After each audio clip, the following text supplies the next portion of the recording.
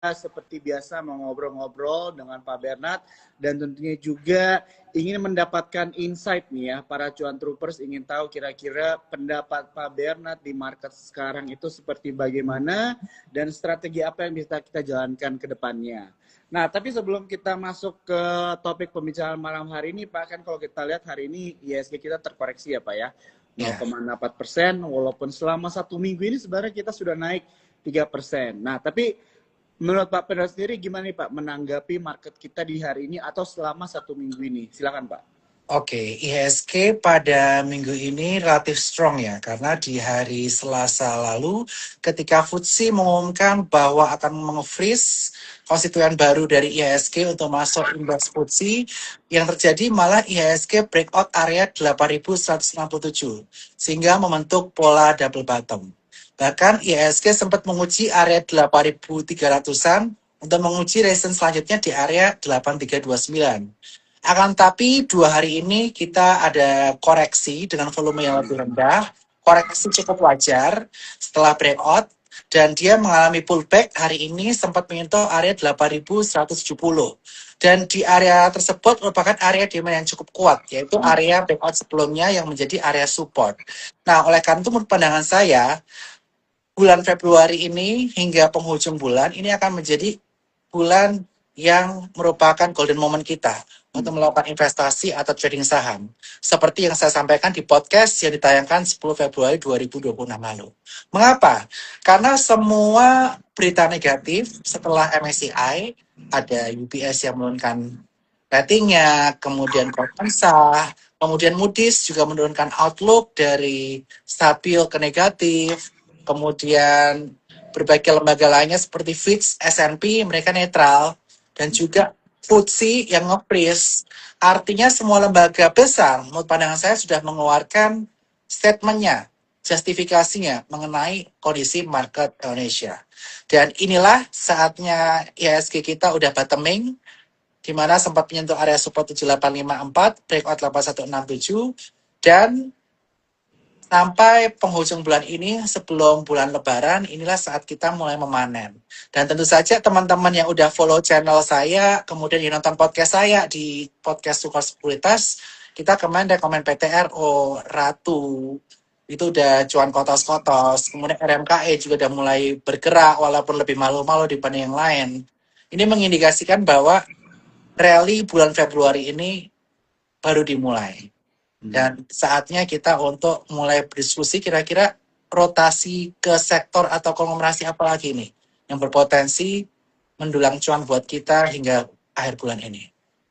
Oke, siap. Thank you Pak Bernard untuk insight-nya ya. Jadi ini adalah momen emas ya Pak ya, seperti yang dijelaskan Pak Bernard tadi. Tapi sekarang pertanyaannya adalah rotasinya kemana, itu yang harus kita perhatikan bersama ya Pak ya, sebagai cuan troopers ya. Yes, betul.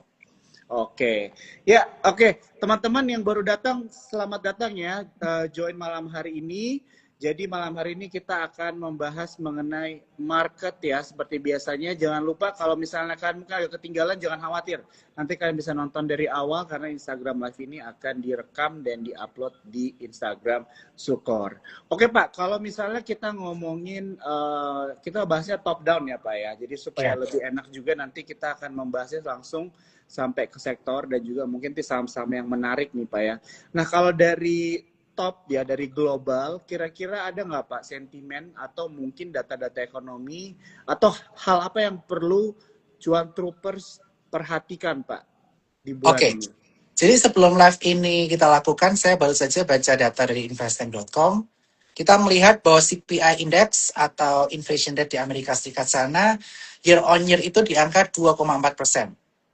Ini di bawah konsensus dari para analis, di bawah konsensus dari publik, yang mana mereka memprediksikan di angka 2,5%, dan juga inflasi ini turun dibanding bulan lalu year on year di angka 2,7%. Artinya apa? Artinya dengan CPI yang di bawah konsensus ini, harapan para investor akan ada penurunan suku bunga di bulan Maret mungkin musnah.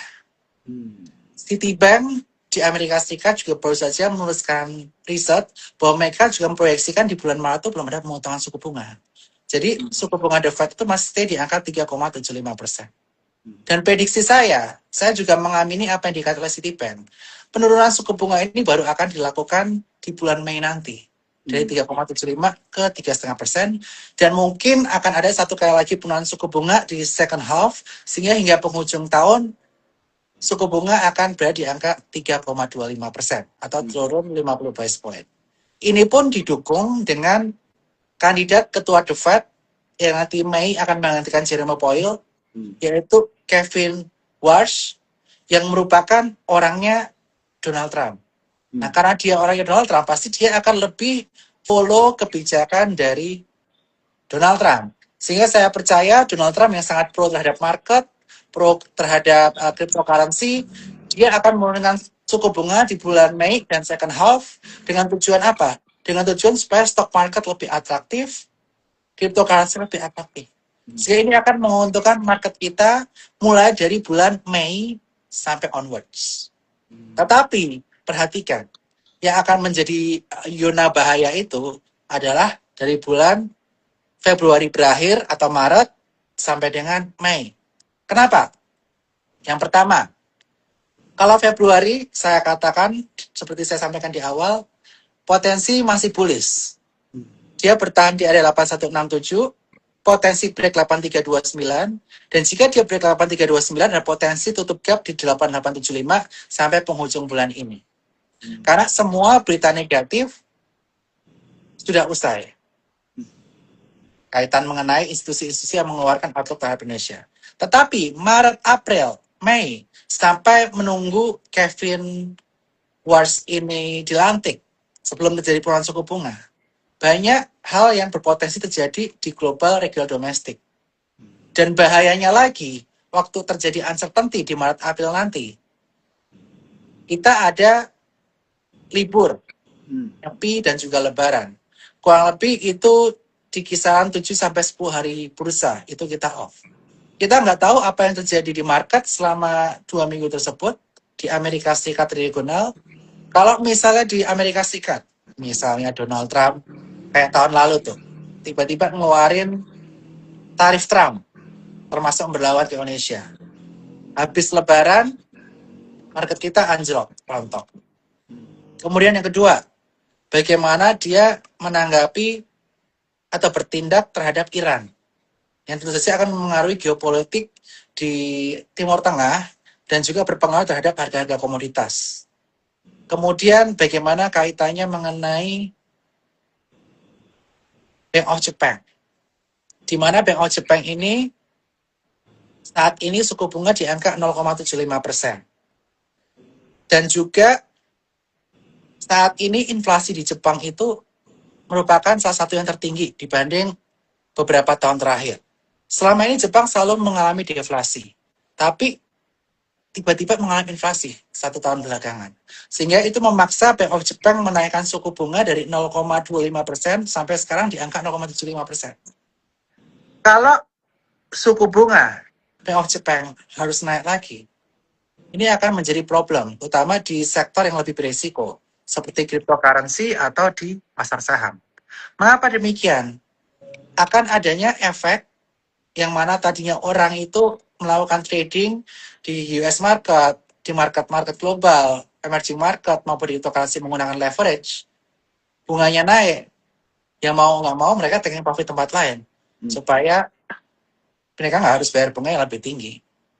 Nah, ini 2 resiko yang perlu kita perhatikan dari sisi global dan juga regional, yaitu Amerika Serikat dan juga Jepang. Oke, terima kasih Pak untuk insight-nya ya teman-teman ya. Kita lihat dari global dan regional. Jadi ini beberapa hal yang mungkin teman-teman juga kita bisa follow up bersama ya, perkembangan dari apa yang terjadi secara global. Oke Pak, jadi kan banyak analis dan juga influencer merasa di awal tahun ini gitu ya, di bulan Januari ini dan di awal Februari yang jelek-jeleknya sudah keluarlah dulu gitu kan, karena kan kita masih ada 11 bulan juga kan Pak gitu. Tapi kalau dari Pak Bernard sendiri melihat apakah resiko kedepannya itu masih akan tetap ada, dan kira-kira strategi apa Pak secara mungkin money management atau portfolio management yang bisa dilakukan oleh para cuan troopers supaya mereka bisa menjaga resiko, Pak? Oke, kalau secara outlook saya masih sesuai dengan podcast saya kemarin bahwa di bulan Februari ini selama IHSG bertahan di area support 8.167 yang sebelumnya resisten terus ditembus, IHSG masih berpotensi bullish sampai akhir bulan Februari. Dengan resisten selanjutnya di area 8329 dan area gap yang perlu ditutup di area 8875.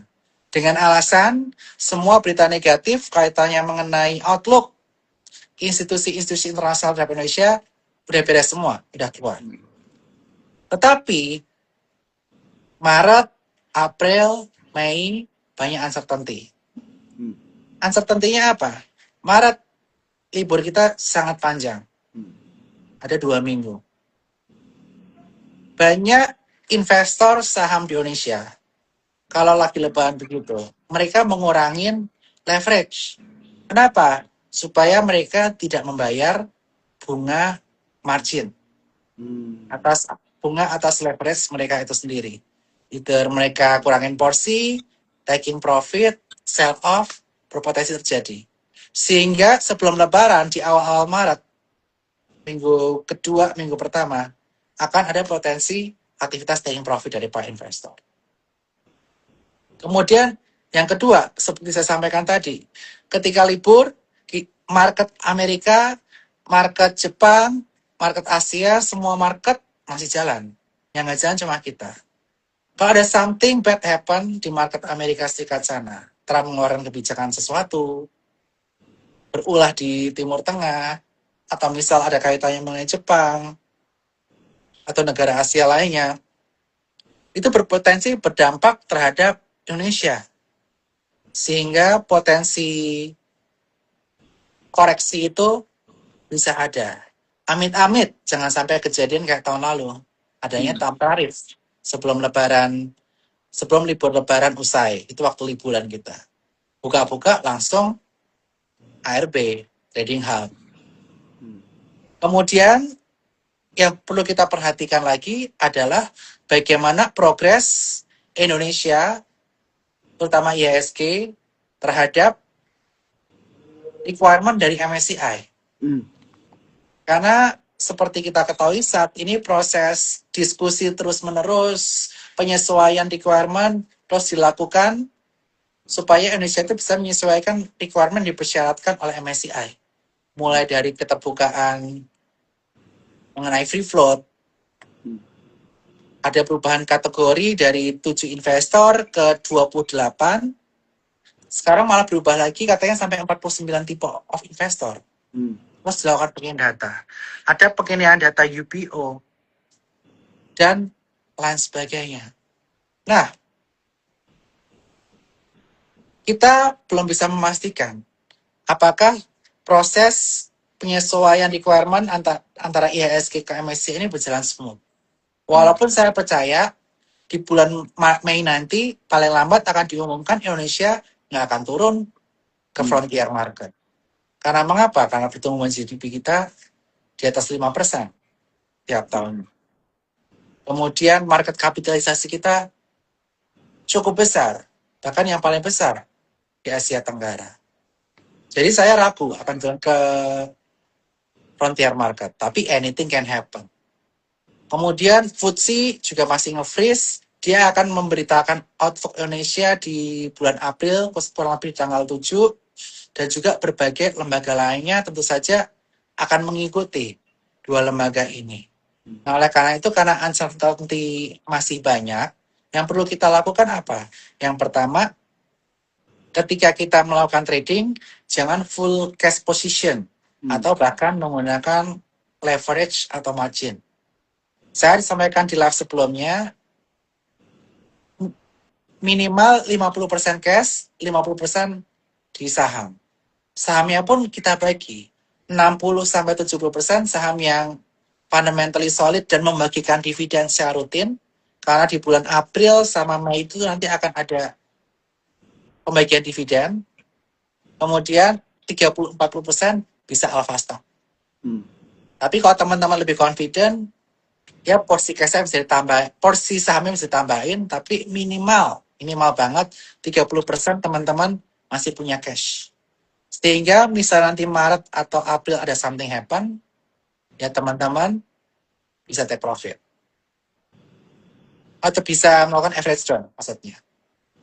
Kemudian, yang perlu kita perhatikan lagi adalah ketika kita melakukan trading saat ini, terutama di Alpha Stock, teman-teman harus tentukan target price-nya. Harus disiplin. Kalau misalnya teman-teman udah sampai target price, belum mau jual, jangan lupa pasang trailing stop atau advance order. Nah, fitur trailing stop dan advance order ini ada di aplikasi Spot by Sukor Sekuritas. Jadi ini udah achieve target nih, contohnya Ratu. Hari ini saya udah sampaikan di grup saya, di channel saya, Ratu udah achieve target 6.800. Saya call dari 5.000. Udah cuan 30% lebih. Nah, di situ teman-teman belum mau jual, ya udah, tapi pasang trailing stop at least. Atau pasang advance order. Jika turun misalnya di bawah 6,5 langsung hajar kiri. Itu teman-teman bisa lakukan dengan aplikasi Spot by Sukor Sekuritas. Jadi istilahnya cuan bungkus. Itu kata Cicuai. Jadi itu yang bisa teman-teman lakukan. Ya, ya. Oke. Ya, jadi setuju ya sama Pak Bernard ya Pak. Jadi mungkin memang retail kadang-kadang kita suka tidak melakukan take profit ya. Susah cut loss, susah take profit juga gitu ya Pak ya. Jadi ini mungkin psikologi atau sesuatu ya teman-teman yang hal normal terjadi, tapi perlu kita tetap disiplin ya, apalagi seperti yang Pak Bernard tadi sudah jelaskan, di mana keadaan market sekarang itu masih ada volatility ya, karena kita melihat data-data global dan juga penentuan mengenai MSCI ini masih di dalam proses. Jadi tetap bijak juga ya. 50% masih di RDN dan 50% bisa di saham, tapi tetap dibagi juga ya, dari 50% ini mungkin bisa yang di fundamental, yang based on very fundamental, sisanya di Alpha Stock. Oke, thank you mungkin banget. Tadi saya ingin koreksi ya, mungkin bukan volatility ya, tapi uncertainty. Uncertainty masih banyak. Walaupun kita udah breakout 8167, udah membentuk double bottom, patternnya udah harusnya bullish selama 8167 tak tertembus, tapi masih banyak uncertainty yang bisa menyebabkan volatilitas itu sendiri. Nah, kemudian tadi 50%-nya jangan cuma di cash doang, tahu di RDN. Tapi teman-teman bisa masuk ke produk Sukor, yaitu Sukor Invest Stable Fund. Di situ kita kurang lebih yield-nya 1 tahun di angka 6-7%. Dan bisa ditarik kapan aja. Tapi baru bisa cair karena rekening teman-teman 2 hari. Kalau teman-teman nggak mau ribet, pengen beli saham, tetepan, misalnya ada momen, aktifkan fitur auto subs-nya aja. Dengan modal minimal 250 juta, teman-teman bisa aktifkan auto subs, otomatis dana yang nganggo di ADN direksadanain, disekolahin. Dengan yield di angka 4-5% per tahunnya. Dan di sini ada nanya juga, gimana ikut cara channel saya? Channel saya ada di IG. Dan channel ini gratis. Jadi teman-teman tinggal follow IG saya, BRWJ17. Dan nanti di situ bisa follow channel saya di bawah profil saya. Begitu, Jo. Oke, jadi teman-teman jangan lupa ya follow Instagram Pak Bernard, yang mungkin belum follow Pak Bernard dan ikut channelnya ya. Nanti mungkin akan kita bahas lebih ke saham-saham, cuma hari ini ada beberapa saham-saham Pak Bernard nih ya yang lumayan tinggi naiknya ya Pak ya, walaupun hari ini ISG terkoreksi. Jadi jangan sampai terlewat ya teman-teman ya kesempatan ini. Oke, aku mau ingetin sekali lagi buat teman-teman yang baru join, selamat datang. Jangan khawatir, nanti pembicaraan di awal dan insight dari Pak Bernard itu akan bisa didengarkan dinonton sama kalian di Instagram Sukor, karena nanti Instagram Live ini seperti biasa akan direkam dan diupload di Instagram Sukor Sekuritas. Oke Pak, jadi kalau misalnya kita membahas mengenai sektoral ya Pak ya, kalau dari Pak Bernard sendiri, walaupun memang tetap kita harus hati-hati ya istilahnya, menjaga porto kita karena masih ada uncertainty ya Pak ya Bernard ya tadi bahasanya. Tapi kalau secara sektoral dari Pak Bernard, ada nggak nih sektor-sektor yang masih tetap menarik di bursa kita Pak? Oke, tapi sebelum saya sampaikan, saya ingin mengatakan disclaimer ya, segala aktivitas jual beli dilakukan oleh para investor masing-masing, sehingga do your own research. Kemudian di kondisi market masih uncertain seperti ini, teman-teman harus disiplin dengan area take profit, apalagi area stop loss. Stop loss bukanlah untuk kita rugi, tapi untuk menjaga modal kita supaya tidak tergerus makin dalam dikala kondisi market uncertain seperti ini. Oke, yang pertama saya akan bahas saham yang aman dulu, defensive stock, yang akan mengisi porto kita kurang lebih 60-70%. Tujuannya apa ada defensive stock?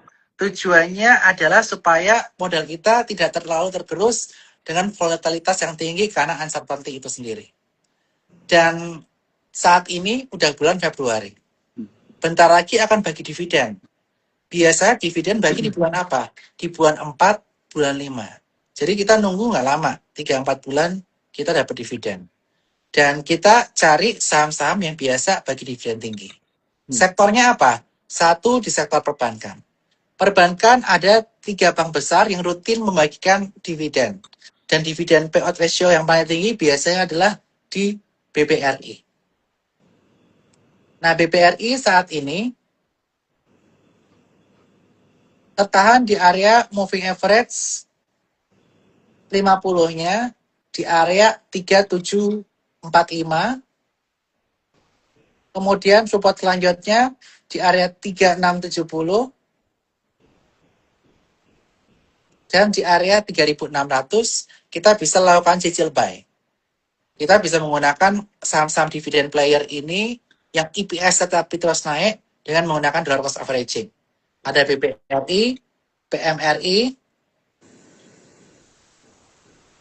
PMRI juga bisa perhatikan MA20, MA50 di kisaran 4930. Support selanjutnya di area 4750 dan BPNI. BPNI area support saya kasih sampai support 2 di area 4440 dan selanjutnya di area kisar 4300. Saya teman-teman cari sendiri, bisa lakukan bercicil sampai nanti pembagian dividen. Kenapa saham perbankan ini menarik? Karena bagi dividen tinggi plus kalau ekonomi Indonesia bertumbuh, dampaknya apa? Dampaknya ekonomi muter. Ekonomi muter didorong oleh apa? Didorong oleh sektor perbankan. Nah, ini sektor yang paling aman untuk jangka panjang dan aktif membagikan dividen. Kemudian, sektor lainnya yang lebih defensif adalah sektor telekomunikasi. Telkom ini juga membagikan dividen rutin dengan dividen payout ratio di angka 60-80% rata-rata. Kadang bisa lebih tinggi. Telkom ini bisa diperhatikan moving average 100 di area 3.390, support selanjutnya di 3.240, dan moving average 200 di kisaran 3.140. Tiga ini bisa diperhatikan, tetapi Telkom ini EPS-nya, growing-nya tidak stabil perbankan. Jadi kalau lebih cari dividen atau cari stability harga ke atas, lebih mending perbankan daripada Telkom. Telkom ini juga bisa di swing trading juga. Cuma dia lebih lemot dibanding saham-saham konglo. Nah, sektor telekomunikasi ada satu yang menurut pandangan saya dia bakal ada turnaround story. Tahun 2025 lalu dia kitchen shrinking. Semua beban-beban dimasukkan di tahun 2025. Karena dia baru merger antara XL dan juga Smartfren. Sehingga tidak heran rugi di tahun 2025 dicatatkan di angka 4 triliun. Jadi bersih-bersih kitchen sinking. Contohnya ini pernah terjadi di bank-bank BUMN lainnya. Ketika direksi baru, dia semua kos-kos dibuang di tahun dia baru menjabat, tahun depannya udah clean, siap meroket. Nah, di sini kita bisa perhatikan Excel. Excel hari ini tekanan jual cukup tinggi, tetapi menurut pandangan saya besok buangan terakhir. Karena riset baru keluar hari ini, buangan kencang, paling lambat buangan terakhir besok. Nah, di sini kita bisa perhatikan area untuk akumulasi, untuk spekulasi buy, untuk trading ya Excel ya. Untuk spekulasi buy di area moving average 200 di dekat-dekat 2780. Excel ini bagusnya bukan untuk invest, untuk trading, karena dividen belum ada. Kalau mau invest pun lebih panjang horizonnya karena nggak langsung dapat dividen. Nah, di sini kalau untuk trading area moving average 200 2780, waspadai stop loss. Teman-teman harus disiplin stop loss kalau trading. Jika turun di bawah 2630, teman-teman bisa stop loss. Ini untuk saham-saham yang defensif. Kemudian untuk saham-saham yang cyclical, teman-teman bisa perhatiin beberapa sektor. Biasanya kenaikan harga emas akan diikuti oleh kenaikan harga-harga komoditas. Komoditas apa yang menjadi tiang panjang pertumbuhan devisa Indonesia? Saya sudah sampaikan berkali-kali, yaitu sektor batu bara. Di podcast Sukor Sekuritas, podcast Helen, di IG Live kita bareng, saya sampaikan batu bara. Dan di sini kita lihat AADI, sejak saya call pertama itu di kisaran area 7.500-an, udah naik cukup signifikan. Sekarang 8.600, naik 15%. Untuk saham yang fundamental solid, naik 15% dalam 1-2 minggu itu cukup bagus. Dan saham ini di perdagangan di PI saat ini kisaran 5 kali. Dan diproyeksikan akan bagi dividen di tahun 2026 ini. Nah, dia ini baru menguji area resisten 8.620.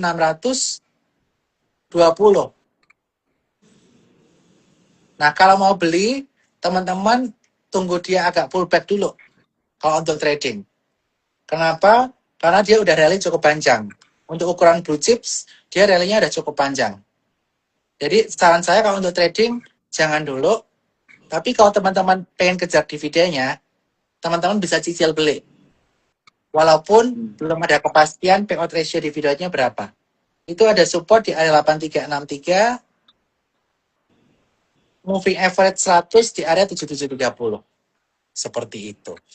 Nah, habis ini kita akan bahas saham-saham alpha ya. Karena kalau buat para retail, biasanya yang lebih senang, yang ada excitement-nya bukan saham-saham defensif. Tapi saham-saham alpha yang high beta. Nah, habis ini kita akan bahas bareng. Oke, thank you banget Pak Bernard ya. Jadi ini teman-teman bisa menjadi opsi ya. Karena mungkin yang nonton malam hari ini kita memiliki risk profile yang berbeda-beda. Jadi buat teman-teman yang mungkin lebih suka defensif, tadi sudah dimention sama Pak Bernard ya. Jadi ada dividend play juga yang bisa kalian jalankan ya. Apalagi itu sudah mendekati bulan-bulan pembagian dividen. Jadi tadi banking ya itu menarik sekali. Teman-teman bisa masukkan ke dalam watchlist atau pertimbangan kalian ya. Oke. Nah, kita mau bahas mengenai saham-saham alfa nih Pak ya, yang suka biasanya cuan troopers suka tanyakan, tapi tentunya kita mau disclaimer juga ya di depannya buat teman-teman untuk tetap do your own research ya, karena jual beli itu menjadi pertanggungjawaban kita masing-masing ya sebagai investor. Oke Pak, kira-kira apa nih Pak, ada saham-saham apa saja yang mungkin bisa masuk ke dalam watchlist teman-teman nih ya? Oke, jadi saya udah sampaikan di podcast saya sebelumnya dan juga di IC channel saya di Saham Pagi, jangan lupa follow. Beberapa saham yang menarik. Dan itu saya udah call dari hari Senin dan juga Selasa. Jadi teman-teman pasti udah tahu. Yang pertama adalah PTRO. Mengapa PTRO? PTRO ini udah saya call di kisaran area 6.000, dekat 6.000. Saya call karena pertama, dia saham PP yang jatuhnya paling dalam. Dan yang kedua, dia terus melakukan akuisisi dan memiliki kontrak kerja baru, sehingga proyeksi pertumbuhan net profit-nya bagus ke depannya. Dan yang ketiga, dia digadang-gadang untuk masuk MSCI. Walaupun harapan itu di bulan Februari musnah karena aturan MSCI tersebut. Dan saat ini dari harga 6.000, PTRO ini sudah mengalami kenaikan cukup signifikan ya. Naik kurang lebih di kisaran 25%, hari ini ditutup di area 7450. Naik 25% sejak saya call. Nah, di sini buat teman-teman yang belum punya barang, jangan kejar. Tapi buat teman-teman yang punya barang, perhatian area-area resisten. Yang pertama, area 8.350, itu ada gap. Selanjutnya moving average 100 di area 8.600. Dan saya menyampaikan di channel saya bahwa targetnya itu di kisaran area 8.500. Jangan lupa pasang trailing stop kalau ada di atas 8.000. Kemudian Ratu. Ratu menarik karena dia banyak melakukan akuisisi-akuisisi ke depannya. Yang pertama yang sudah terjadi adalah akuisisi di blok Madura. Dan blok Madura itu net profitnya akan reflected di tahun 2026. Dengan mengakuisisi blok Madura, ada potensi Ratu ini menambah net profit 5 juta USD per tahun. Atau kurang lebih di angka 70 miliar rupiah. Sehingga net profit di tahun 2026 ini, hitung-hitungan saya bisa mencapai 400 miliar rupiah. Dan belum lagi adanya akuisisi-akuisisi selanjutnya. Saat ini Ratu juga sedang melakukan bond offering. Dia lagi issue bond kepada manajer-manajer investasi. Dan ini akan menjadi peluang yang menarik untuk growth Ratu selanjutnya. Ratu waktu itu saya call di kisaran harga 5.000. Dia breakout 5.500 dan terakhir hari ini sudah mencapai 6.800. Profit yang didapatkan sudah lebih dari 30%, kurang lebih di angka 36%. Dan Ratu udah achieve target di angka 6.800. Kalau teman-teman masih tahan, jangan lupa pasang trailing stop. Next resisten itu ada di MA 200 di area 7.450. Dan resisten selanjutnya di area 8.100. Kemudian selanjutnya yang akan kita bahas adalah Bumi. Dan untuk Ratu, kalau teman-teman belum punya, mungkin jangan kejar ya. Kalau kejar pun harus disiplin stop loss untuk PTRO sama Ratu. Nah selanjutnya yang baru saya call semalam di IG channel saya, saham pagi, yaitu adalah Bumi. Saya sampaikan jika Bumi ini bertahan di atas 264, dia bisa tutup gap di area 320.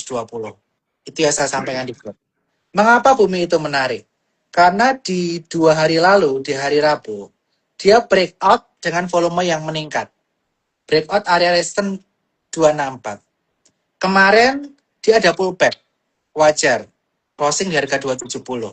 Hari ini sempat nyentuh 264 langsung mantul. Artinya 264 itu support kuat yang tervalidasi. Itu good area untuk entry. Dan hari ini Bumi udah mengalami kenaikan 8,1%. Sehingga potensi ke area 320 itu menurut pandangan saya mudah untuk Bumi. Kenapa? Yang pertama, dia udah menyampaikan bahwa salah satu UBO-nya, Ultimate Beneficiary Owner-nya adalah Anthony Salim.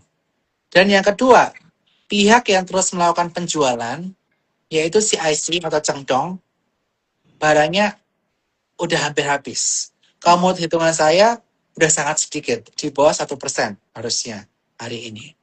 Nah, oleh karena itu, Bumi ini bisa menarik banget, bisa menjadi pilihan lain selain PTRO dan Ratu yang udah terbang terlalu tinggi. Jika gap 320 ditutup, Bumi bisa menguji area moving average 50 di area 334. Dan jika 334 tertembus, next-nya itu di kisaran area 374 dan 400. Jadi salah satu topik saya sekarang setelah PTRO dan Ratu hit target, Bumi bisa menjadi pilihan utama saya. Karena buat teman-teman yang belum punya PTRO Ratu, kalau ngejar sekarang, reward to risk ratio-nya agak jauh kalau untuk trading. Tapi Bumi ini masih cukup menarik. Kemudian yang menarik lagi, saham-saham alpha selanjutnya adalah RMK Energy. Nah, ini nih. Saya sampaikan tadi bahwa coal ini merupakan sumber devisa utama Indonesia. Dan di Sumatera Selatan, kalau ngirim coal, nggak bisa langsung ke Jeti, ke Tongkang. Karena kenapa? Karena infrastrukturnya itu jaraknya jauh dari konsesi tambangnya ke portnya. Nah, disinilah RMK Energy berada posisinya. Dia merupakan end-to-end core infrastructure. Dia akan bantu dari adanya jalan kurang lebih 30 sampai 50 kilo nantinya untuk membantu dari arah konsesi ke kereta. Ke kereta nanti akan masuk ke stasiun angkut dulu, kemudian ada stasiun tuang, dia bantu trackingnya dari stasiun tuangnya sampai ke port.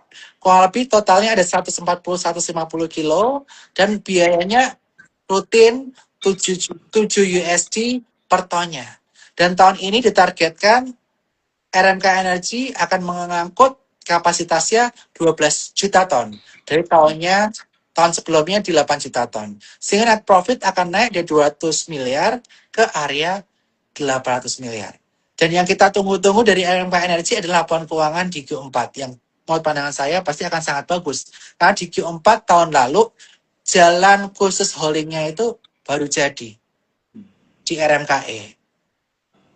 Nah, oleh karena itu proyeksi saya RMKE ini cukup menarik secara teknikal jika dia berhasil nge-breakout area 4.440. Resisten yang akan diuji adalah kisaran 5.100.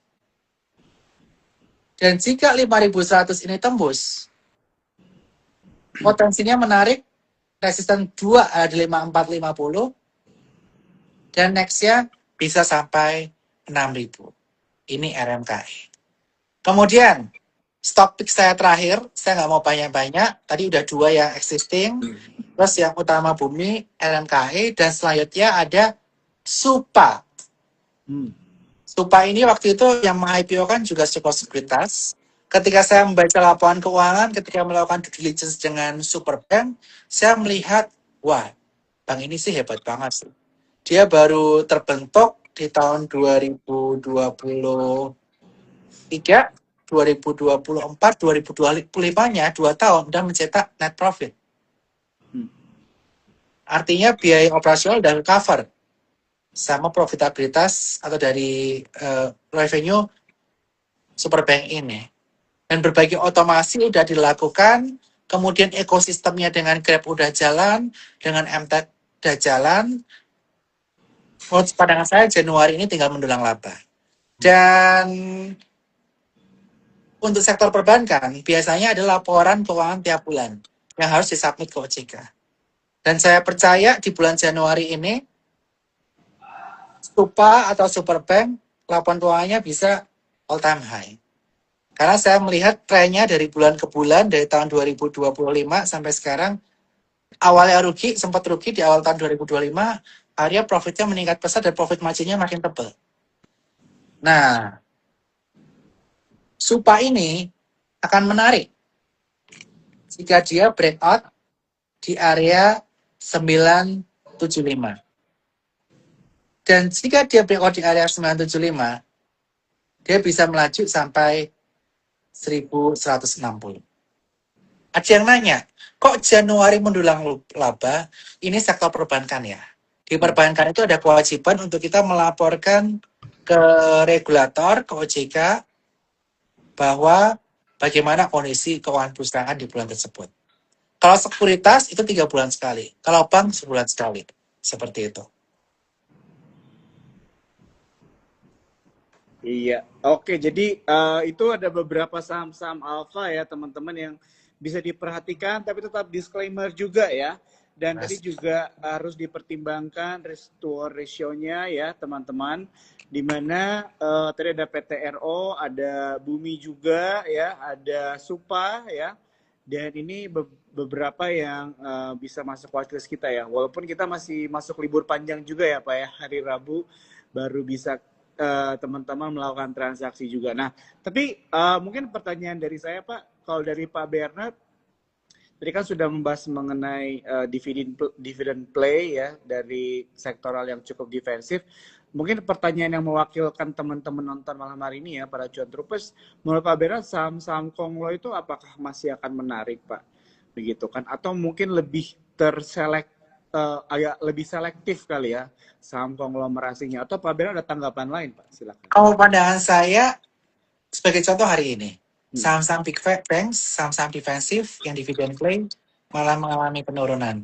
Saham-saham Konglo yang main.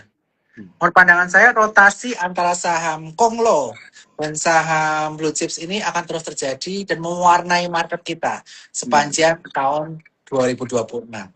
Tetapi, seperti saya sampaikan, uncertainty itu masih ada. Hmm. Karena sampai bulan Mei kita belum tahu decision MSCI seperti apa, aturan tentang free float seperti apa, kita belum tahu. Oleh karena itu, kita harus kencangkan sabuk pengaman, disiplin dengan area stop loss, itu paling penting. Area-area take profit kita juga perlu perhatikan, jangan greedy, dan atur money management.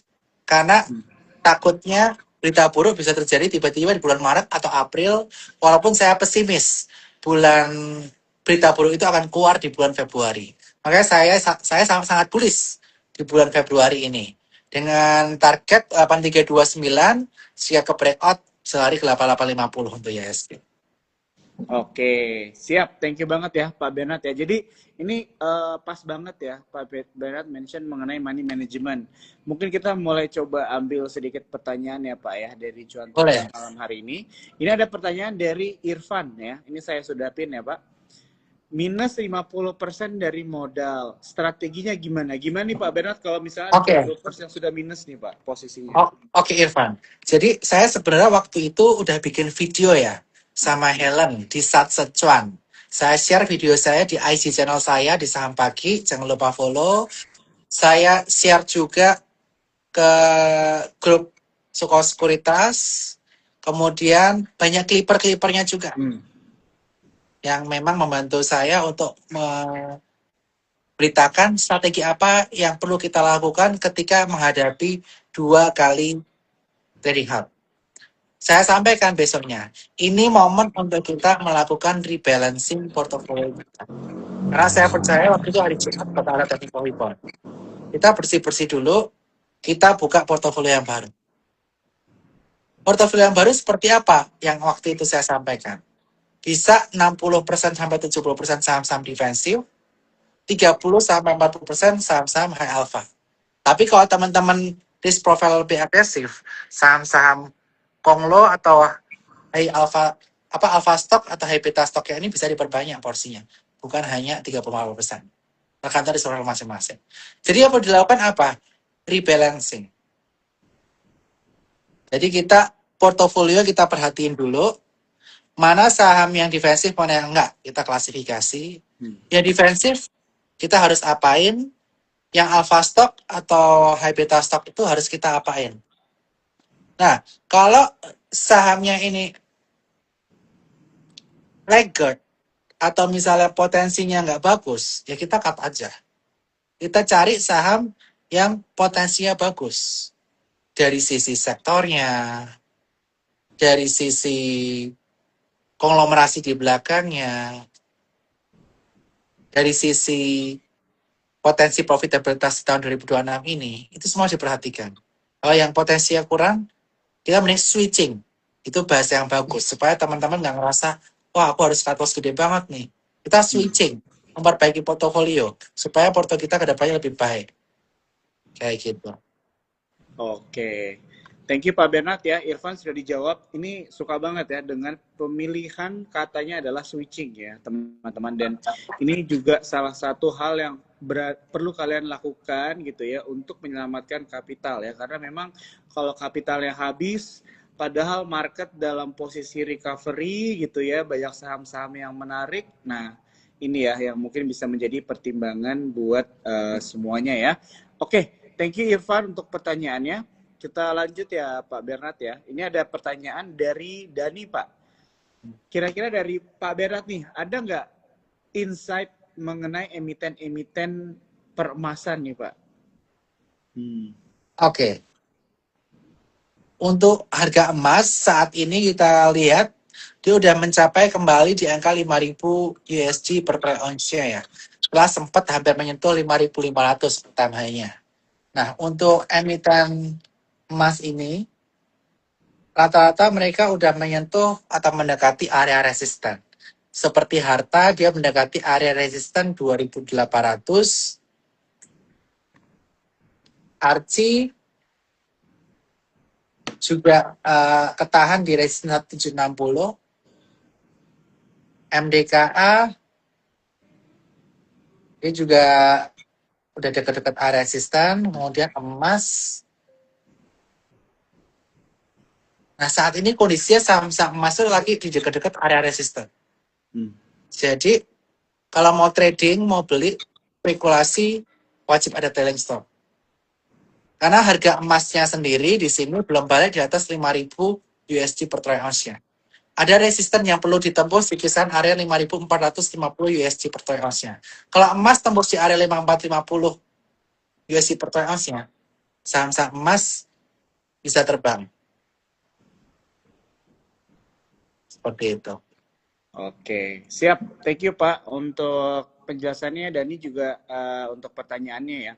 Kemarin kan waktu kita live ya Pak Bernard masih mention mengenai untuk saat ini dengan keadaan market masih ada uncertainty, it's better beli BOW apa ya, buy on weakness, bukan buy on breakout. Kalau dari Pak Bernard sekarang apakah ada pergeseran dari statement Pak Bernard atau masih lebih baik untuk beli saham-saham yang disupport Pak daripada resistance untuk saat ini? Kalau saham-saham defensif, saham-saham blue chips yang kapitalisasi besar, better emang banget support. Nah, kalau saham-saham konglo, kita udah melakukan buy on weakness di Ratu, PTRO, sama RMKE. Terutama buat teman-teman yang udah nonton podcast saya di YouTube Psikospitas atau yang join IG channel kita. Kita dapat buy on weakness. Tapi masalahnya posisinya sekarang hampir semua udah breakout. Kayak PTRO, Ratu itu udah breakout. Bahkan Ratu udah menyentuh target pertama yang saya sampaikan. Saya udah minta untuk pasang trailing stop. Kemudian Bumi juga saya ambil waktu breakout. Karena dia lebih lagged dibandingkan saham-saham grupnya Pak Happy dan Pak PP. Itu di area 264, area breakout-nya. Itu jadi support kuat, karena tadi ada pantulan kencang di situ. Nah, yang belum breakout, tadi saya sudah sampaikan juga, adalah SUPA dan juga RMKE. Dari top 5 stock pick saya untuk minggu depan sampai akhir Februari. Walaupun yang dua udah ketinggalan, jadi jangan dipaksa. Sesuaikan dengan risk profile masing-masing. Kalau teman-teman mau maksa, caranya gimana? Kurangin porsinya. Jangan porsi seharusnya. Ya. Oke, itu sebenarnya mau jadi next question tadi Pak ya. Karena memang biasanya kan kita juga suka FOMO gitu kan. Nah, tapi suka nih ya, kalau misalnya memang mau memaksakan teman-teman ya, jaga resiko dengan mengurangi porsinya ya, teman-teman. Ya, misalnya biasanya masuknya 1M, ya udah masuk 10%-nya aja, 1 juta. Ya. Iya, saya udah ketinggalan. Tapi kalau yang belum ketinggalan, kayak tadi ada Bumi udah agak ketinggalan sih, udah agak jauh dari 264. Yang belum ketinggalan contohnya RMKE atau SUPA, ya mungkin porsinya bisa lebih besar. Walaupun mungkin gerakan dari SUPA, RMKE itu tidak seagresif dari gerakan-gerakan PTRO, Ratu maupun Bumi. Tapi saya sih yang saat ini memang yang saya sampaikan tadi, paling yakin Bumi lah untuk saat ini. Jika tidak ada something happen dengan our market. Karena sudah disampaikan UBO-nya Pak Antoni Salim dan Chengdong-nya berdasarkan hitungan saya udah kecil banget, less than 1% mungkin. Oke. Ya.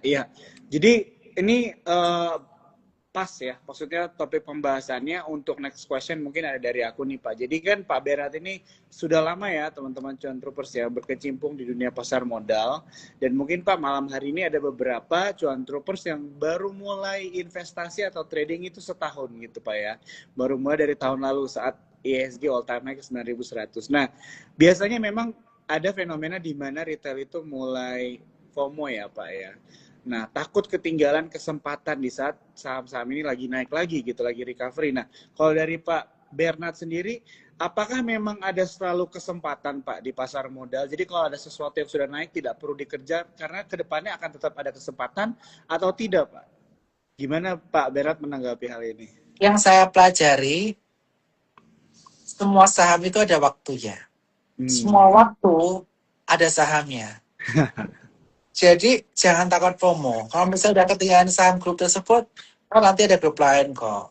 Pasti rotasi itu akan terjadi. Itulah yang terjadi beberapa minggu ini setelah market crash. Gantian.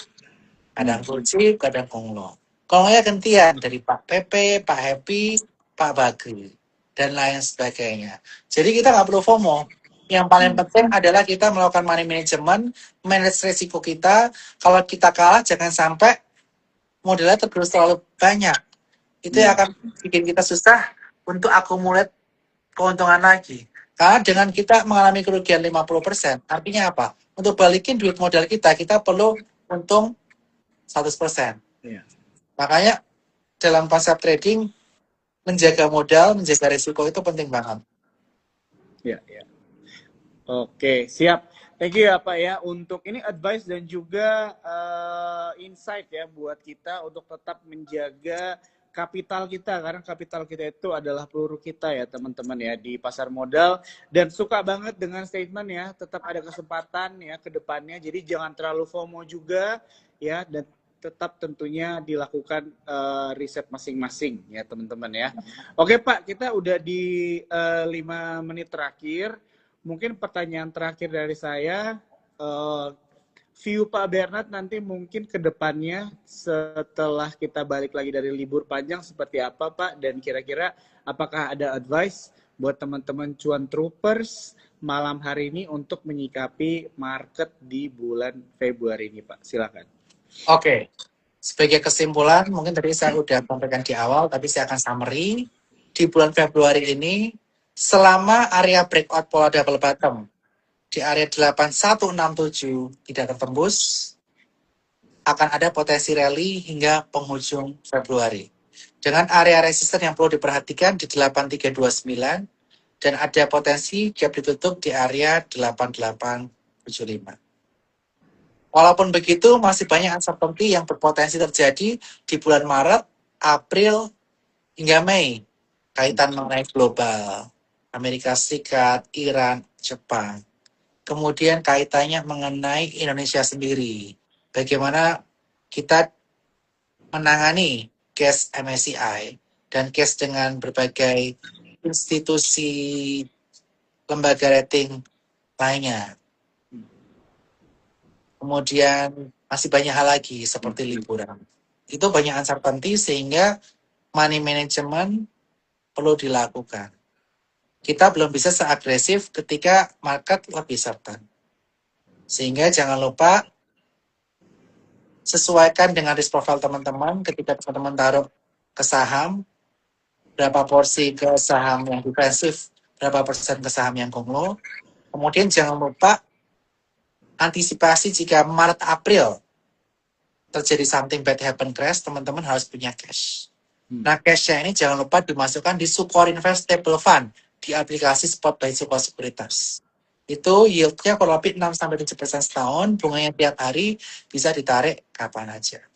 Seperti itu. Oke, siap. Thank you banget ya Pak Bernard. Jadi ini adalah summary dari diskusi kita malam hari ini. Teman-teman di sini juga aku mau ingatkan bahwa Instagram Live ini akan di-save dan di-upload ya di Instagramnya Sukor Sekuritas. Jadi kalau misalnya kalian mungkin ada yang tertinggal di awal mendengar insight dan juga diskusi dengan Pak Bernard, jangan khawatir, nanti kalian bisa nonton ya. Dan pastikan juga untuk follow Instagramnya Pak Bernard ya, ada Instagram channel, di situ kalian bisa mendapatkan update market ya dari Pak Bernard Duswijaya. Oke, mungkin Pak itu tadi sudah menjadi summary yang bagus sekali ya buat teman-teman kita malam hari ini. Di sini kita juga menyambut libur panjang ya, tahun baru Imlek ya Pak ya. Jadi mungkin itu saja sih Pak kalau dari saya. Terima kasih ya. Ya, terima kasih banyak Pak Bernard, teman-teman semuanya. Selamat liburan panjang dan terima kasih. Terima kasih. Bye-bye. Bye-bye.